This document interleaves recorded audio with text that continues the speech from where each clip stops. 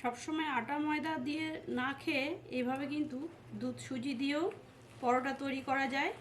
পরোটা বানানোর জন্য এখানে আমি সুজি নিয়ে নিয়েছি বড় 1 কাপ, মানে এখানে গ্রামে আছে 200 গ্রাম। এবার দিয়ে দিচ্ছি সুজি। সুজিটা একটু নাড়াচাড়া করার পরে দিয়ে দিচ্ছি এর মধ্যে 1 চামচ ঘি।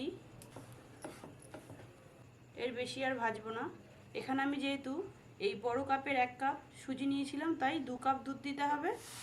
দিয়ে দিচ্ছি 1 কাপ, দিয়ে দিচ্ছি আরেক কাপ দুধ।